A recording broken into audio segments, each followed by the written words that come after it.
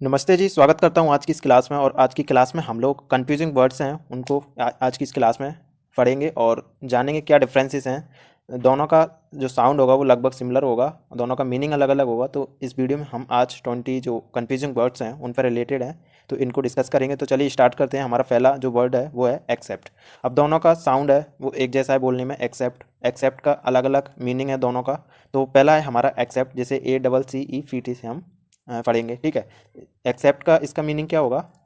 तो इसके लिए हम जब हम कोई भी चीज़ है उसको हम रिसीव और एग्री हो जाते हैं किसी चीज़ के लिए, तो उसको हम इस वाले एक्सेप्ट से बोलेंगे, ठीक है। किस लिए है ये? टू रिसीव और एग्री टू समथिंग, मतलब किसी चीज़ को आप रिसीव कर रहे हैं, एक्सेप्ट आपने स्वीकार कर लिया उसको, तो उसके लिए आप किसका यूज करेंगे? ए से जो स्टार्ट है, ACCE और PT, ये वाला जो एक्सेप्ट है वो किसके लिए? जब आपने किसी चीज़ से एग्री हो गए हैं या फिर आपने उसको स्वीकार कर लिया है, तो उसके लिए आप ये वाला एक्सेप्ट का यूज करेंगे। इसके लिए एग्जाम्पल क्या है?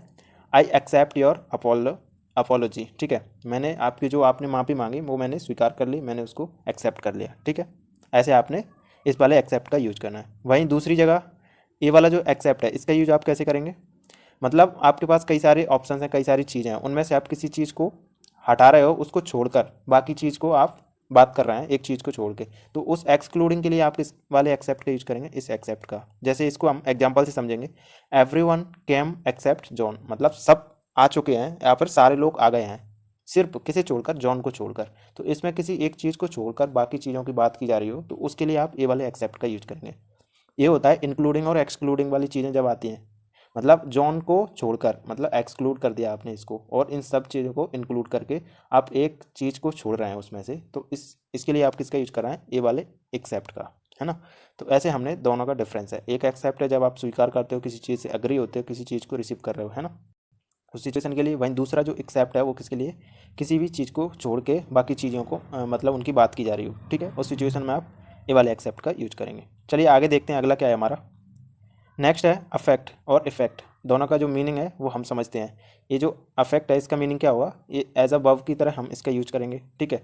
टू इन्फ्लुएंस, है ना, ये उसके लिए यूज होगा। जैसे एग्जांपल है, हम इससे समझते हैं, the weather can affect your mood. Weather है वो आपके मूड को अफेक्ट करेगा, प्रभावित करेगा, है ना। तो ये क्या इन्फ्लुएंस हो रहा है ना इसका, किसका? वेदर का। वेदर का जो इन्फ्लुएंस है वो हमारे मूड पर हो रहा है, तो हमें अफेक्ट कर रहा है, तो हमने एज अ वर्ब की तरह यूज किया यहाँ पर, ठीक है। मैन वर्ब की तरह हमने यूज कर लिया इसको, ठीक है। वहीं अगर इस इफेक्ट का यूज आप कैसे करेंगे? नाउन की तरह करेंगे, है ना, और एज अ रिजल्ट की तरह, ठीक है। एग्जाम्पल से इसको समझते हैं। The medicine had good effect, मतलब हमने नाउन की तरह यूज कर लिया इसको, है ना। अब ये इफेक्ट है कैसा है? ये हमारे ऊपर कैसा प्रभाव रहा उसका, है ना। एक चीज़ है जो अपन को प्रभावित कर रही है, एक किसी चीज़ का जो प्रभाव हुआ है वो कैसा है? तो मेडिसिन का हमारे ऊपर अच्छा असर रहा, अच्छा प्रभाव रहा। तो इस चीज़ के लिए आपने इस इफेक्ट का यूज किया है, और ये नाउन की तरह यूज किया है। और जो अफेक्ट है ये हम वर्ब की तरह यूज करेंगे, ठीक है। इन दोनों में ये डिफरेंस है। चलिए आगे देखते हैं, तीसरा क्या है हमारा? कॉम्प्लीमेंट है हमारा तीसरा। अब ये कॉम्प्लीमेंट है, इसमें आई है, इसमें ई है, ये थोड़ा सा डिफरेंस है, बस साउंड सिमिलर है दोनों का, कॉम्प्लीमेंट, ठीक है। अब ये जो कॉम्प्लीमेंट है इसका यूज हम कैसे करेंगे? अ नाइस थिंग यू से, मतलब आपने कोई अच्छी चीज़ बोल दी किसी के लिए, आप कॉम्प्लीमेंट दे रहे हैं, किसी को भी आप बोल देते हैं हैंडसम ब्यूटीफुल, तो ये एक तरह का कॉम्प्लीमेंट हुआ ना, मतलब इसी को हम कॉम्प्लीमेंट बोलते हैं, किसी के लिए आपने कुछ चीज़ अच्छी बोल दी, है ना। एग्जाम्पल देखते हैं। सी gave me a compliment on my dress, मतलब उसने जो मैं ड्रेस पहना था उस पर एक कॉम्प्लीमेंट दिया, मतलब उसने अच्छा बोला होगा कि मैं एक अच्छी ड्रेस पहना हूँ उसके बारे में, ठीक है। उसने एक अच्छा कोई भी चीज़ ऐसा बोल दिया है, तो वो मेरे लिए क्या हुआ? कॉम्प्लीमेंट हो गया, उसने मुझे कॉम्प्लीमेंट दिया। तो ऐसे आप इसको समझेंगे, ठीक है। किसी ने कॉम्प्लीमेंट दिया, एक अच्छी चीज़ बोली, तो ये इस कॉम्प्लीमेंट का यूज है। दूसरी हम देखते हैं कॉम्प्लीमेंट ये वाला है, इसका यूज हम कैसे करते हैं? समथिंग दैट कंप्लीट और गोज वेल विद, मतलब किसी चीज़ के साथ कोई कंप्लीट है या फिर उसके साथ उसका कॉम्बिनेशन अच्छा रहा, है ना, कंप्लीट रहा उसके साथ, तो आप ये वाले कंप्लीमेंट का यूज करेंगे, जिसमें हम एल के बाद ई का यूज करते हैं, ठीक है। एग्जाम्पल देखते हैं इसके लिए। Rice is a perfect complement to curry, ठीक है। जो राइस है वो करी के साथ अच्छा कॉम्प्लीमेंट बना रहे हैं, एक अच्छा, मतलब गो इज वेल विथ, मतलब उसके साथ अच्छा रहा, कड़ी के साथ राइस है वो परफेक्ट कॉम्प्लीमेंट बना रहा है, तो इस सिचुएशन में आपने इस कॉम्प्लीमेंट का यूज किया, ठीक है। इन दोनों कॉम्प्लीमेंट में क्या है? एक इसके लिए जब आप किसी के लिए अच्छा बोलते हैं उसके लिए आप ये वाले कॉम्प्लीमेंट का यूज करते हैं। वहीं दूसरी ओर इस कॉम्प्लीमेंट मतलब किसी के साथ कंप्लीट उसका कुछ भी ऐसा हो रहा हो, उसके साथ कंप्लीट हो रहा हो, दूसरे के साथ उसका कॉम्बिनेशन बनना हो, है ना। जैसे इसमें हमने देखा था rice is a perfect complement to curry, ठीक है। आगे देखते हैं नेक्स्ट क्या है हमारा। अगला है देन वर्सेस देन। अब ये है THEN और ये है THAN, दोनों में थोड़ा सा डिफरेंस हम देखते हैं इसको। ये वाला जो देन है इसका यूज हम कैसे करेंगे, सोज टाइम और सिक्वेंस। अब ये क्या है, एक के बाद एक चीज़ है, उसके सिक्वेंस को दिखाएगा ये, है ना। जैसे we went to the market then, अब उसके बाद की बात की जा रही है, क्योंकि हम मार्केट गए, मार्केट जाने के बाद हमने क्या किया, तब उसके बाद की जो बात है, तो ये क्या है, एक तरह की सिक्वेंस हो गया, कंटिन्यूटी जो लगातार उसके बाद की जो चीज़ें हैं उनको बताने के लिए हम देन का यूज करेंगे। We went to the market, हम मार्केट गए, उसके बाद या फिर तब हम ऐसे बोल सकते हैं। Then to the park, park मतलब उसके बाद हम पार्क गए, है ना। तो ये क्या हुआ, एक सिक्वेंस हो गया ना, ये टाइम हो गया, पहले हम वहाँ गए, उसके बाद की बात की जा रही है, देन लगा के हमने यूज किया टू द पार्क, मतलब पार्क गए हम उसके बाद, ठीक है। मार्केट गए उसके बाद पार्क गए, ठीक है। तो ये क्या हुआ, एक सीक्वेंस हुआ भाई। दूसरी ओर ये वाला जो देन है THAN, इसका यूज हम किसके लिए करते हैं, कंपैरिजन के लिए, है ना। जैसे हम इसको देखते हैं एग्जांपल से, C is taller than her brother. अब इसमें क्या है, सी इज़ टॉलर मतलब वो लंबी है, टॉलर है ना। देन हर ब्रदर मतलब उसके भाई से वह लंबी है। तो ये देन किसके लिए, दो लोगों के बीच में कंपैरिजन कर रहे हैं ना हम, उसके भाई और उसके बीच में, मतलब वह लंबी है उसके भाई से, तो इन दोनों को कंपेयर करने के लिए हमने देन का यूज किया है। ये क्या है, तुलना करने के लिए दो लोगों के लिए। तो इन देन, जो देन और देन है उनमें हमने डिफरेंस देखा। एक देन होता है एक के बाद कोई एक चीज़ है उसके बाद के लिए हम यूज करते हैं THEN वाला, और ये क्या है THAN, इन दोनों का यूज करते हैं तुलना करने के लिए, कंपैरिजन करने के लिए, ठीक है। आगे देखते हैं। पांचवा क्या है हमारा, लूज और लॉस। लूज हम दोनों को लूज ही पढ़ेंगे, ठीक है, दोनों का साउंड सिमिलर रहेगा, लूज लूज। अब ये वाला लूज है, ये किस लिए यूज होता है, और ये वाला लूज है, ये किस लिए होगा, ठीक है। तो पहला है हमारा LOOSE, इसका मतलब है ढीला होना, यानी टाइट नहीं है वो। माई शर्ट इज़ लूज मतलब मेरी जो शर्ट है वो क्या है, ढीली है। तो ये वाला लूज होगा इसके लिए यूज, जो ढीले के सेंस में जो लूज होगा, है ना। टाइट का अपोजिट होगा लूज, ठीक है।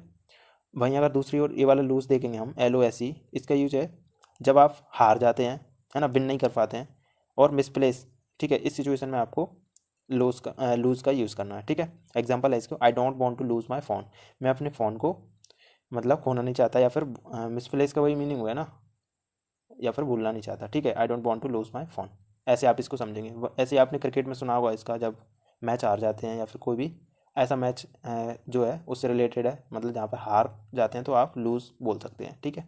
LOSE का यूज कर सकते हैं, ठीक है।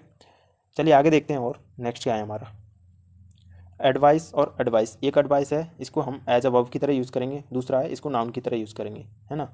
इसको देखते हैं हम। एडवाइस है ये वर्ब की तरह यूज़ किया जाएगा, ठीक है। और एक एडवाइस है ये नाउन की तरह, नाउन हम लास्ट में यूज़ करते हैं, एडवाइस हम बीच में वर्ब के बाद यूज़ कर सकते हैं, ठीक है।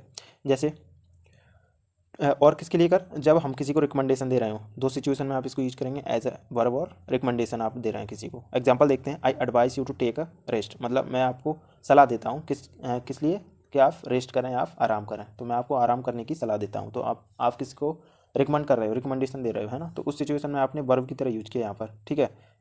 वहीं अगर इसको हम नाउन की तरह यूज करेंगे तो हमें ये वाला यूज करना पड़ेगा, जिसमें क्या है, ADVYVICE ये वाला, और इधर क्या था SE, इधर CE। तो दोनों में ये डिफरेंस है, साउंड एक ही रहेगा, दोनों का यूज़ क्या रहेगा, एक को हम वर्ब की तरह यूज़ कर रहे हैं और एक को हम नाउन की तरह यूज़ कर रहे हैं। तो दूसरा देखते हैं हम, नाउन की तरह इसको यूज करेंगे, ये भी हम रिकमेंडेशन के लिए यूज करेंगे, ठीक है।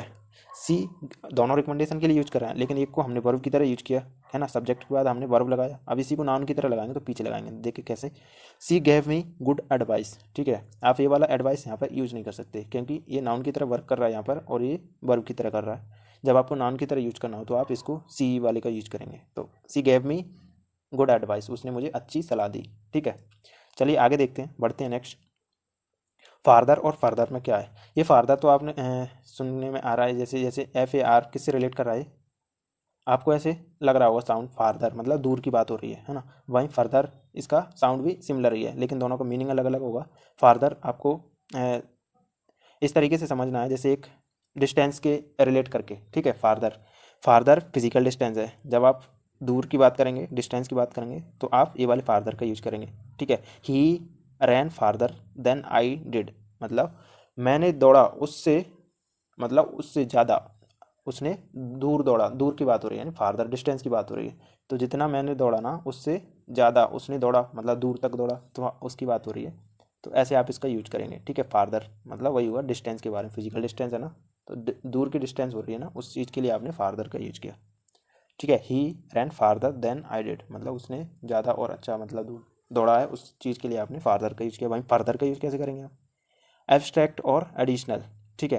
जैसे लेट्स डिस्कस दिस फर्दर, मतलब आगे आप कंटिन्यू फर्दर। एब्स्ट्रैक्ट का मतलब वही है एडिशनल, आपने कोई चीज़ बोली, और उसके बाद आप कुछ और बोल रहे हैं फर्दर, है ना, जो होती हैं चीज़ें, ठीक है। इसमें क्या होता है ना, जब आप कुछ भी और एडिशनल और अधिक कोई भी चीज़ ऐड करना चाहते हैं, आगे बढ़ना चाहते हैं, मतलब फॉरवर्डेड चीज़ें हैं, उसके लिए आप ये वाला फर्दर का यूज करेंगे, ठीक है। लेट्स डिस्कस दिस फर्दर मतलब और आगे और डिस्कस करते हैं, आप ऐसे इसको समझ सकते हैं, है ना। किसी चीज़ के बारे में बात हो रही है, फर्दर का मीनिंग वही हुआ और आगे बढ़ना, मतलब उसी चीज़ में और डिस्कस करना या फिर आगे बढ़ना, है ना। एडिशनल और मोर चीज़ें आप उसमें ऐड कर सकते हैं, तो इसलिए आप ये वाले फर्दर का यूज करेंगे, है ना। ये फार्दर डिस्टेंस के लिए होगा, फिजिकल डिस्टेंस के लिए, ठीक है। दोनों में इतना डिफरेंस है। चलिए आगे देखते हैं। ले और लाई आप दोनों का कैसे यूज करेंगे, ले का यूज कैसे करेंगे, लाई का यूज कैसे करेंगे, चलिए इसको समझते हैं। पहला है हमारा ले, टू प्लेस समथिंग, मतलब कोई भी चीज़ है किसी भी जगह आप प्लेस करते हैं, रखते हैं, तो उसके लिए आपको एल ए वाई जो ले है उसका यूज करेंगे। नीड्स एन ऑब्जेक्ट, आपको इसमें एक ऑब्जेक्ट की ज़रूरत होगी, एक वस्तु की ज़रूरत होगी, ठीक है। एग्जाम्पल देखते हैं इसके लिए।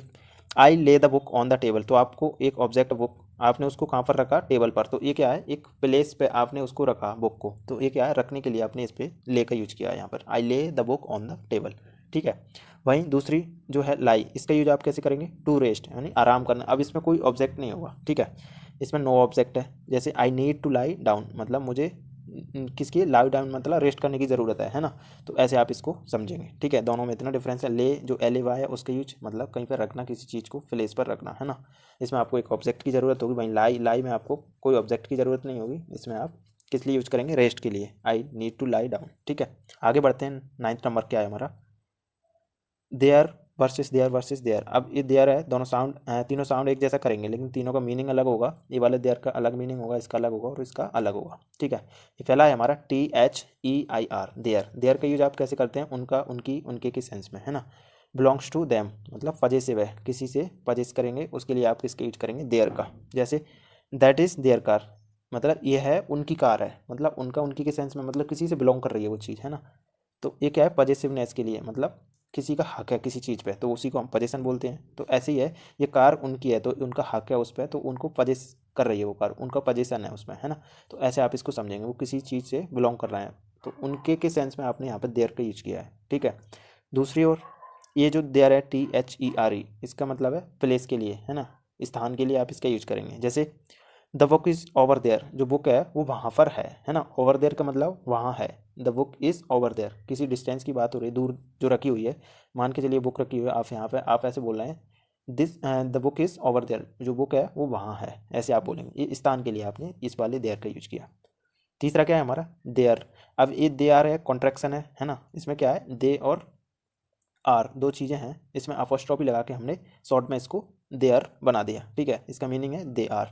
इसका कैसे यूज करेंगे हम, they are going to the mall, ये हमने कॉन्टिन्यूस जो प्रेजेंट वाला सेंटेंस है उसकी तरह हमने यूज किया है, क्योंकि इसमें आर हमने यूज किया है वर्ब का, तो ऐसे हमने आईएनजी फॉर्म का यूज करके सेंटेंस को बनाया। तो इसका बेसिकली मीनिंग वही हुआ, दे आर मतलब कई लोग हैं उनके लिए हमने दे का यूज किया, और आर हमने वर्ब का यूज किया, क्योंकि ये फ्लोरल सब्जेक्ट है, दे मतलब वे, तो वे कहाँ जा रहे हैं, मॉल जा रहे हैं, तो they are going to the mall, ठीक है। ऐसे आपको इसका यूज करना है। इन दोनों में कन्फ्यूजन होता है, ये तो कॉन्ट्रैक्शन फॉर्म है दे आर का, ये तो सिंपल है, लेकिन ये जो दे आर है उनका उनकी के लिए करते हैं, और ये दे आर वहाँ और वहाँ के सेंस में करते हैं, मतलब, है ना। The book is over there, books वहाँ हैं, है ना। ऐसे आपको इसका यूज करना है। चलिए आगे देखते हैं।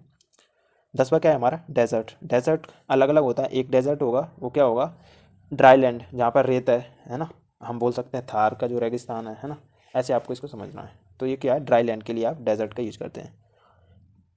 इसका एग्जांपल देखते हैं हम। The Sahara is a desert, जो सहारा है क्या, एक रेगिस्तान है, डेजर्ट है, तो इसके लिए आपने इसका यूज करना है, ड्राई लैंड के लिए ये वाला डेजर्ट। वहीं ये वाला डेजर्ट है, इसमें डबल एस है, इसका हम स्वीट्स के लिए करते हैं, मिठाइयों के लिए, है ना। स्वीट फूड के लिए आप ये वाला डेजर्ट का यूज करेंगे। I love chocolate cake for dessert, मैं मतलब चॉकलेट पसंद करता हूँ किसमें, डेजर्ट में, है ना, स्वीट्स में। आप इसको ऐसा यूज करेंगे, ठीक है। आगे बढ़ते हैं। 11 नंबर में हमारा प्रिंसिपल। प्रिंसिपल में मीनिंग अलग है, लेकिन साउंड दोनों का सेम है जब हम बोलते हैं तो। एक है प्रिंसिपल, जिसमें क्या है, PRINCIPAL है इसमें, ठीक है। इसका यूज क्या करेंगे, इसको देखते हैं पहले हम। हेड ऑफ स्कूल और मैन और इम्पोर्टेंट, मतलब किसी भी चीज़ का कोई मुख्य है, हम जिसे बोल सकते हैं, है ना, मुखिया बोल सकते हैं हम उसका, हेड उसी को हम बोलेंगे, मतलब वो किसी कॉलेज स्कूल का कुछ भी हो सकता है, तो आप ऐसे इसको रिलेट करेंगे। एग्जाम्पल देखते हैं। The school principal is strict, जो स्कूल का प्रिंसिपल है वो वेरी मतलब क्या स्ट्रिक्ट है वो एकदम से, है ना। तो ऐसे आप इसको समझेंगे। दूसरा जो प्रिंसिपल है वो उसमें क्या है, PRINCIPLE, इसमें PAL है, इसमें PLE है। तो ये प्रिंसिपल हम किसी सिद्धांत के लिए यूज करते हैं, रूल के लिए यूज करते हैं ना, किसी में आपका बिलीफ है, विश्वास है ना, तो इसके लिए आप ये वाले प्रिंसिपल का यूज करेंगे। ठीक है, ऐसे आप बोल सकते हैं एक किस सिद्धांत पर काम करता है, कोई भी इंस्ट्रूमेंट है ना, तो आप वो किस सिद्धांत पर काम करता है, ये क्या है, वो एक बिलीफ होगा ना, तो ऐसे आप इसको यूज करेंगे। He has strong moral principles, उसके पास कई नैतिक मतलब प्रिंसिपल सिद्धांत है उसके पास, मोरल है ना, तो आपने ये वाला प्रिंसिपल ऐसे यूज करना है। चलिए देखते हैं आगे अगला क्या है हमारा, स्टेशनरी और स्टेशनरी। अब दोनों स्टेशनरी का जो साउंड्स है वो सेम है। ठीक है, इसमें क्या है, NARY है, इसमें है NERY। तो ये वाला जो NARY है इसका यूज हम कहाँ करते हैं, इसको देखते हैं पहले। नॉट मूविंग मतलब कोई चीज़ ऐसी है वो एक ही स्थान पर फिक्स है ना, तो उसके लिए हम ये वाले स्टेशनरी का यूज करेंगे, मतलब वो स्थित है ना, एक ही जगह पर। द कार वॉज स्टेशनरी, वो कार है वो मूव नहीं कर रही, वो एक जगह पर है, मूव नहीं कर रही, उस सिचुएशन में आपने ये वाले स्टेशनरी का यूज किया, स्थित है एक जगह, उसके लिए। दूसरी तरफ जो स्टेशनरी है जिसमें NERY है, इसका हम करते हैं राइटिंग मटेरियल, जो हम दुकान से सामान लेते हैं, ठीक है, स्टडी से रिलेटेड का, उसमें क्या होता है, लिखने का जो मटेरियल्स है उसके लिए हम स्टेशनरी शॉप भी बोलते हैं, तो आप इसको ऐसे यूज करेंगे। I bought some stationery from the shop, मैंने स्टेशनरी से स्टेशनरी मतलब खरीदी, कहाँ से, शॉप से। स्टेशनरी मतलब वही हुआ जो लिखने पढ़ने की चीज़ें हैं उससे रिलेटेड जो सामान है उसके लिए हमने ये वाली स्टेशनरी का यूज़ किया। ठीक है, कंफ्यूज नहीं होना है। आगे देखते हैं, बोरो और लैंड। बोरो होता है जब आप किसी से कुछ चीज़ उधार लेते हैं, उधार में कुछ भी हो सकता है, ठीक है, तो बोरो का यूज हम उधार के लिए यूज करते हैं। टू टेक टेम्परेली मतलब आपने किसी से टेम्परेली कुछ लिया है, उसको आप वापस भी करेंगे, ठीक है, तो उस सिचुएशन में आपने बोरो का यूज करना है। जैसे I borrowed a pen from her, मैंने एक पेन ली उससे, मतलब उधार ली, मैं उसको टेम्परेरी ली उससे, मैं उसको वापस करूँगा। या फिर आपने किसी से पैसे लिए उधार, तब भी आप बोल सकते हैं, है ना। आप कहीं से मनी लेते हैं तो उसको भी आप बोल सकते हैं मैंने मनी लिया, पैसा लिया, तो उसको आप बोरो का यूज करेंगे उसमें। ठीक है, और लैंड का यूज आपको कब करना है, टू गिव टेम्परेली। एक होता है टू टेक टेम्परेली, मतलब आपने किसी से लिया टेम्परेली, जब आप किसी को टेम्परेली आप किसी को दे रहे हैं कुछ चीज़, उससे आप वापस भी लेंगे, वो आपको वापस भी करेगा, तो उसके लिए आप लैंड का यूज़ करेंगे। दोनों एक दूसरे के अपोजिट हैं, है ना। एग्जाम्पल है can you lend me a pen, मतलब क्या मैं आपको पेन दे सकता हूँ, है ना, आप किसी को पेन देने के लिए बोल रहे हैं, है ना, टेम्परेली, क्या मैं आपको पेन दे सकता हूँ, है ना, can you lend me a pen. ठीक है, सॉरी क्या है इसमें, can you lend me a pen, अच्छा सेंटेंस है, क्या आप मुझे पेन दे सकते हैं, है ना। देना आप मतलब किसी से ले रहे हैं ना, तो वो देने के लिए आप उससे पूछ रहे हैं, can you lend me a pen, क्या आप मुझे पेन दे सकते हैं, है ना। चलिए आगे देखते हैं, हु और होम में क्या डिफरेंस है। हु का यूज हम एज अ सब्जेक्टिव यूज करते हैं, सब्जेक्ट के रूप में, सब्जेक्ट ऑफ सेंटेंस, जैसे हु इज़ कॉलिंग मी, मतलब मुझे कौन कॉल कर रहा है, तो आपने यहाँ पे सब्जेक्ट के रूप में हु का यूज किया। होम का यूज आप करेंगे ऑब्जेक्ट के रूप में, जैसे होम डिड यू कॉल, मतलब आपको किसने कॉल किया, आप किसी सब्जेक्ट के लिए यूज़ किया यहाँ पर होम का, है ना। होम डिड यू कॉल, ठीक है, तो आपको या फिर आपने किसको कॉल किया, है ना, सब्जेक्ट है यहाँ पर ये। कौन मुझे कॉल कर रहा है, तो हु इज़ कॉलिंग मी, और आपने किसको कॉल किया, मतलब एक सब्जेक्ट के रूप में आपने यहाँ पे होम के यूज किया। ठीक है, चलिए आगे देखते हैं, इमिग्रेट। अब दोनों इमिग्रेट हैं, अब इमिग्रेट ये होगा आपके यात्रा से संबंधित, ट्रैवल से, है ना। तो ये आप एयरपोर्ट पे जाते हैं तब आपको सुनने को मिलेगा इमिग्रेट, जब आप किसी दूसरे कंट्री में जा रहे हैं, तो दोनों इमिग्रेट हैं, दोनों का मीनिंग अलग है लेकिन साउंड लगभग सिमिलर है। ठीक है, इमिग्रेट, इमिग्रेट का यूज आप करेंगे, ये वाले जो इमिग्रेट है EMIGRATE, तो इसका है टू लीव योर कंट्री, मतलब आप अपनी कंट्री को छोड़ के जब किसी दूसरी कंट्री में जा रहे हैं तब आप छोड़ते वक्त आप ये वाले इमिग्रेट है इसका यूज करेंगे। ही इमिग्रेटेड फ्रॉम इंडिया, मतलब वो इंडिया से मतलब जा रहा है, उस सिचुएशन में आप ये वाले इमिग्रेट का यूज करेंगे। वहीं अगर आप किसी कंट्री में एंटर कर रहे हैं, है ना, किसी भी कंट्री में या फिर अपनी कंट्री में या फिर दूसरी कंट्री में जब एंट्री कर रहे हैं, मतलब कम इन टू अ कंट्री, कंट्री में आ रहे हैं, तब आप इस वाले इमिग्रेट का यूज करेंगे। सी इज इमिग्रेटेड टू कनाडा, मतलब वो कनाडा में आ गया है या फिर आ रहा है ना, आप इसको ऐसा यूज करेंगे। एक होता है छोड़ते वक्त, तो ए वाला इमिग्रेट जब आप एंटर कर रहे हैं या फिर आ रहे हैं उस सिचुएशन में इमिग्रेट ए वाला यूज करेंगे, मतलब कहीं भी आप किसी भी कंट्री में एंटर कर रहे हैं उस सिचुएशन में, छोड़ रहे हैं उसमें ए वाला, और आ रहे हैं उस सिचुएशन में ए वाला। चलिए आगे देखते हैं, एलूजन। एलूजन कैसे यूज करेंगे आप, ये है एलूजन, इसमें आप ए से स्टार्ट हो रहा है, वहीं दूसरा है आई से स्टार्ट हो रहा है। ठीक है, ए वाला एलूजन का आप कैसे यूज करेंगे, इनडायरेक्ट रेफरेंस, आप इनडायरेक्ट रेफरेंस दे रहे हैं उस सिचुएशन में आपको ए वाला एलूजन का यूज करना है। His speech made an allusion to history, मतलब उसकी जो स्पीच है उसने क्या बना दिया, एक एलूजन बना दिया हिस्ट्री, ठीक है, to history, illusion to history. और ये वाला इल्यूजन का यूज आप कैसे करेंगे, समथिंग दैट ट्रिक्स, मतलब ऐसा चमत्कार टाइप का कुछ चीज़ है माइंड, जो आई और माइंड से, मतलब ऐसा कुछ इल्यूजन चमत्कार टाइप का, उसके लिए ये वाला इल्यूजन आप यूज़ करेंगे। ठीक है, it was just an optical illusion, मतलब ये है क्या था, एक ऑप्टिकल इल्यूजन था। ऑप्टिकल इल्यूजन मतलब जो कि किससे रिलेटेड है, कि ऐसा प्रकाश की है, मतलब कोई ऐसा इल्यूजन है जो कि ऐसा चमत्कार टाइप का होगा, तो उसके लिए आपने ये वाला इल्यूजन का यूज करना है ना। और ये वाला इल्यूजन मतलब कोई ऐसी रेफरेंसेस आपने इनडायरेक्टली दे दिए हैं, जैसे हिज स्पीच मैडन, उसकी जो भाषण था उसने कैसा एक इल्यूजन क्रिएट कर दिया हिस्ट्री में, है ना। इसके लिए आपने ये वाला इल्यूजन का यूज़ किया। दूसरी ये वाला इल्यूजन जो कि एक तरीके से ट्रिक्स हम बोल सकते हैं। ठीक है, आगे बढ़ते हैं, नेक्स्ट देखते हैं। इंश्योर क्या है, इंश्योर दोनों साउंड सिमिलर रहेगा। ठीक है, इंश्योर, एक इंश्योर है जिसमें आपको ई से स्टार्ट होगा, दूसरा है आई से स्टार्ट हो रहा है। पहला क्या है हमारा इंश्योर, ये इंश्योर होगा मेक श्योर, आप एक तरीके से कंफर्म कर लिया आपने, एकदम से मेक श्योर कर लिया, उस सिचुएशन के लिए ये वाला इंश्योर का यूज़ करेंगे। Please ensure you arrive on time, मतलब ये पक्का आप किसी से बोला है ऐसा, आप श्योर कर लो, आप पक्का कर लो ऐसा कि आप टाइम पर पहुँचे, है ना, ऑन टाइम, तो ये वाला तो इंश्योर हो गया। ठीक है, दूसरा इंश्योर है जब आप बैंक से रिलेटेड चीज़ें जब आप समझेंगे इसको, उससे रिलेट करेंगे तब आप इसको समझ पाएंगे। ठीक है, टू प्रोटेक्ट फाइनेंशियली, आप इंश्योरेंस कराते हैं तो ये उसी से रिलेट करके आप इसको समझ सकते हैं। I need to insure my car, अच्छा कार के लिए आप इंश्योरेंस कराएंगे तो आप ये वाला इंश्योर यूज़ करेंगे। ठीक है, कोई भी इंश्योरेंस हो गया, लाइफ इंश्योरेंस हो गया, ठीक है, तो ये वाला इंश्योर होता है वो, ये वाला इंश्योर है जब आप श्योर करते हैं, मेक श्योर, उस सिचुएशन में आपको ये वाला इंश्योर यूज करना है। ठीक है, आगे देखते हैं। 18 में क्या है हमारा, ऑल टुगेदर, ऑल टुगेदर अलग अलग है, दोनों का साउंड सिमिलर है बोलने में। ठीक है, ये वाला ऑल टुगेदर है, इसका यूज, इसमें कोई भी वो नहीं है स्पेस, इसमें ए डबल एल है, फिर टुगेदर अलग से है, और ये एक साथ है, इसमें कोई भी स्पेस नहीं है, और इसमें ए एल है केवल। ठीक है, तो ये वाला ऑल टुगेदर हम कैसे यूज करेंगे, कंप्लीटली के सेंस में आपको ये वाला ऑल टुगेदर यूज करना है। ठीक है, कंप्लीटली के सेंस में, जैसे दैट्स ऑल टुगेदर रॉन्ग, ये कंप्लीटली गलत है, एकदम गलत है ये तो, है ना, आप इस सेंस में ये वाला ऑल टुगेदर का यूज करेंगे। दूसरा क्या है, ऑल टुगेदर, एवरीवन और एवरीथिंग टुगेदर, मतलब सब सारे, मतलब कई सारे लोग होंगे ऐसे बोल सकते हैं हम, एवरीथिंग सब कुछ, या फिर सब, है ना, और एक साथ अब सभी लोगों की बात होगी तो ये वाले ऑल टुगेदर का यूज करेंगे। जैसे we went to the party all together, हम पार्टी में जा रहे गए, मतलब सभी गए, एवरीवन की बात हो रही है, सबकी बात हो रही है, तो उसके लिए आप ये वाले ऑल टुगेदर का यूज करेंगे। ठीक है, आगे देखते हैं। 19 में क्या है, हिस्टोरिक और हिस्टोरिकल। हिस्टोरिक और हिस्टोरिकल में हम देखते हैं क्या डिफरेंस है। पहला हमारा हिस्टोरिक है, वेरी इंपॉर्टेंट इन हिस्ट्री, कोई भी चीज़ हिस्ट्री में बहुत ज़्यादा महत्वपूर्ण है ना, तो उसके लिए आपको हिस्टोरिक शब्द का यूज करना पड़ेगा। जैसे the Taj Mahal is a historic site, जो ताजमहल है क्या, एक हिस्टोरिक साइट है, ऐतिहासिक स्थल है ना, तो ये इंपॉर्टेंट है, इसके लिए आपने ये हिस्टोरिक वर्ड का यूज किया। दूसरा हिस्टोरिकल है, रिलेटेड टू हिस्ट्री, मतलब वो हिस्ट्री से संबंध रखती हो, है ना। I read a historical novel, मैंने एक हिस्टोरिकल नॉवेल है वो पढ़ा। ठीक है, हिस्टोरिकल नॉवेल पढ़ा, तो वो क्या है, हिस्टोरी से रिलेटेड है, इसलिए मैंने उसमें हिस्टोरिकल ऐड किया।